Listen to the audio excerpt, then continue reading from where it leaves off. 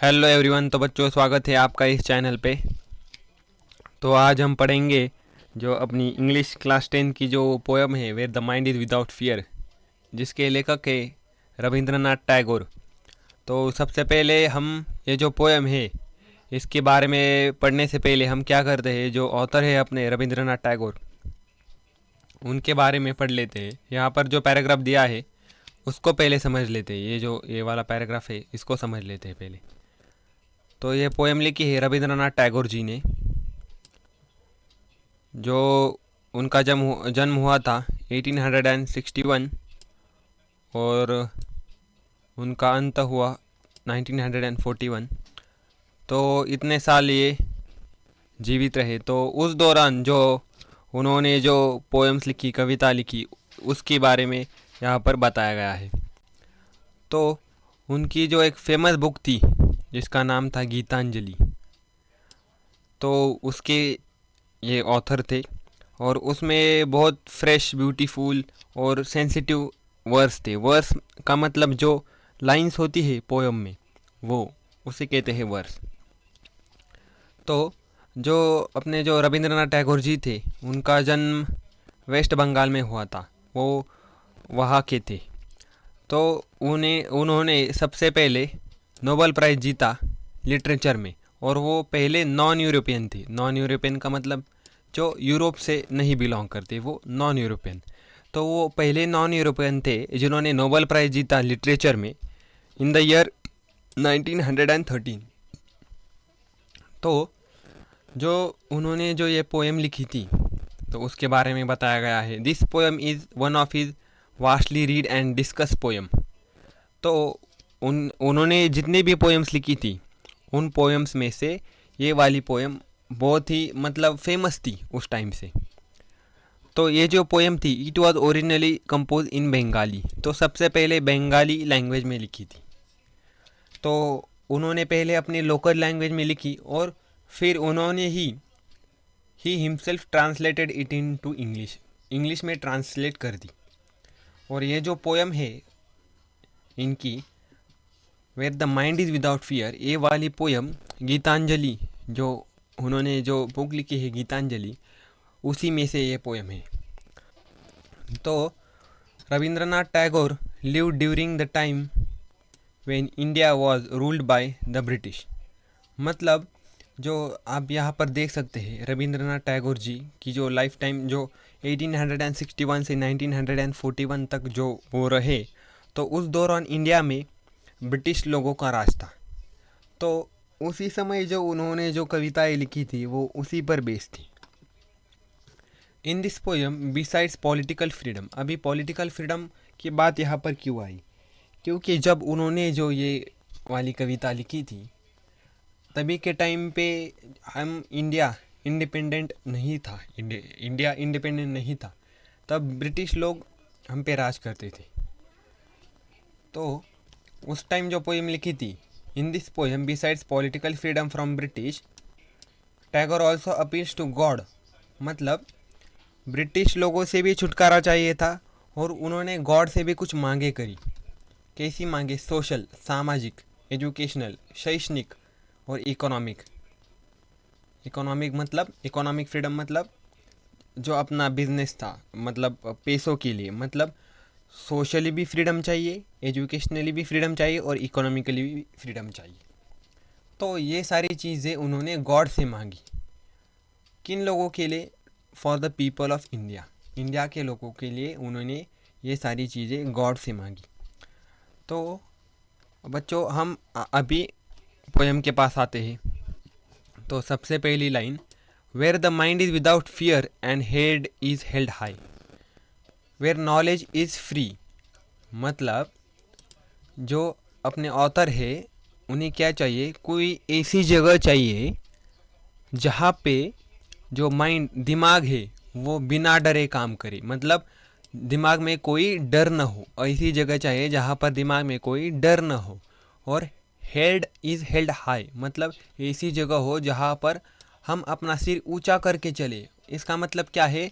पूरे सम्मान के साथ, मान सम्मान के साथ हम अपना सिर ऊंचा करके चले। पहले के ज़माने में क्या होता था, जब ब्रिटिश कालीन जो काल था वहाँ, उस टाइम जो ब्रिटिश लोग हम पे जो रूल कर रहे थे, उस टाइम हमें मतलब इतना सम्मान नहीं मिलता था। मतलब उन ऑफिसर्स के सामने हमारे इंडियंस लोग ऐसे नीचे नीचे हेड करके चल रहे थे। तो इसी उसी कारण उन्होंने इस बात को कविता में लिख लिया कि हमें ऐसी जगह चाहिए जहाँ पर दिमाग में कोई फियर ना हो, और जो हेड है वो मतलब मान सम्मान के साथ हम बाहर निकल चले। और ऐसी जगह चाहिए जहाँ पर नॉलेज इज़ फ्री, मतलब जहाँ ज्ञान फ्री हो, मतलब लोग लोग नॉलेजेबल हो, जिसके कारण क्या हो कि लोग अपने जो देश का विकास पूरा हो सके, ऐसी जगह चाहिए। अभी आगे क्या बोल रहे हैं, where the world has not been broken up into fragments. मुझे ऐसी दुनिया चाहिए जहाँ पर दुनिया बिखरी न हो। बिखरी मतलब जहाँ पर उसके फ्रैगमेंट्स टुकड़े टुकड़े ना हो। किस कारण टुकड़े हो सकते हैं, तो यहाँ पर वो बता रहे हैं कि where the world has not been broken up into fragments by narrow domestic walls. Narrow domestic walls का मतलब क्या है, वहाँ पर यहाँ पर वो ये बोल रहे हैं कि नैरो डोमेस्टिक वॉल्स मतलब डिवीजन डिस्क्रिमिनेशन, मतलब division discrimination on the basis of religion, धर्म की बात पर, कास्ट जाति के बात पर, क्लास वर्ग की बात पर, कलर रंग की बात पर भेदभाव ना हो। जैसे कि दुनिया में धर्म के बात पर लड़ाई झगड़े होते हैं, डिस्क्रिमिनेशन होता है, ऊंचा नीचा, कास्ट के बारे में, क्लास के बारे में, रंग में काला गोरा रेसिज्म चलता है। ऐसी जगह ना हो। और कौन सी जगह हो, ऑथर को चाहिए कि ऐसी जगह हो जहाँ पे जो हमारी जो वर्ल्ड है वो ना टूटे फ्रैगमेंट्स में। किसके कारण, इन इन कारणों की वजह से हमारा वर्ल्ड ना टूटे, ऐसी जगह चाहिए। और क्या चाहिए, where words come from the depth of truth, जहाँ पर बातें सच्चाई से आए। मतलब जहाँ ऐसी जगह चाहिए वहाँ के लोग मन के सच्चे हो, दिल के सच्चे हो, जहाँ पर पूरे पूरे लोग सच्ची बातें बताए, वहाँ पर कोई झूठ ना बोले, ऐसी जगह चाहिए। और कौन सी जगह चाहिए, और where tireless striving stretches its arm towards perfection. Tireless striving stretches its arm towards perfection. तो इसका मतलब क्या है कि कंटिन्यूस एफर्ट्स एंड स्ट्रगल, मतलब ऐसी जगह जहाँ पर कंटिन्यूस स्ट्रगल हो, और वो स्ट्रगल परफेक्शन की तरफ जाए। मतलब जहाँ पर आदमी मेहनत कर रहा हो, अपनी मेहनत से अपना आगे परफेक्ट हो जाए, अपना पैसा कमाए, अपना स्टेबल हो जाए, ऐसी जगह चाहिए। और क्या कह रहे हैं author, where the clear stream of reason has not lost its way, मतलब जहाँ पर इंसान का लक्ष्य, इंसान अपना पूरा लक्ष्य केंद्रित करे, ऐसी जगह चाहिए। और वहाँ पे into the dreary desert sand of dead habits has not lost its way into the dreary desert sand of dead habits, मतलब वो अपनी दिशा ना भटके, अपना मार्ग ना भटके। कहाँ पर, जहाँ पर डेरी डेजर्ट का मतलब क्या है कि कोई रेगिस्तान, कैसा रेगिस्तान, डेड हैबिट्स। डेड हैबिट्स का मतलब यहाँ पर क्या बताया गया है, डेड हैबिट्स का यहाँ पर मतलब है old traditional rituals and custom that are harmful, मतलब जो जो पुरानी जो अंधभक्ति थी, मतलब ये करो वो करो, वो ना चले। पुराने रिचुअल्स जो हार्मफुल है अभी के टाइम पर, वो ना चले। उसी तरफ हमें भटकना नहीं चाहिए। हमें कहाँ लक्ष्य केंद्रित करना है, जो अपने सपने हैं, ड्रीम्स है, उस पर। ऐसा रविंद्रनाथ टैगोर जी इस कविता में कह रहे हैं। Where the mind is led forward by thee, जो अपना दिमाग है वो अपने आप से चले। मतलब जो हम यहाँ पे लोग हैं वो किसी और की ना सुने, और जो अपना जो जीवन है वो अपनी बुद्धि से चले।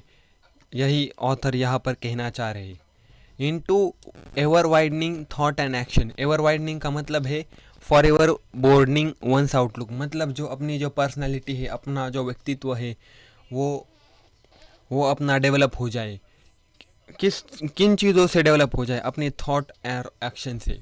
मतलब जो अपनी जो कार्य है, अपने विचार है, उससे इंसान की पर्सनल डेवलपमेंट ग्रोथ हो। Into the haven of freedom, कहाँ पर, मतलब वो कहाँ पर डेवलप होना चाहते हैं, into the haven of freedom, जहाँ पर पूरी स्वतंत्रता मिले। माय फादर, और यहाँ पर माय फादर किसे कह रहे? माय फादर अपने भगवान को कह रहे कि my father let my country awake, मेरा मेरा जो देश है वो जग जाए। किससे? Into the haven of freedom, मतलब मेरे देश को पूरा फ्रीडम चाहिए।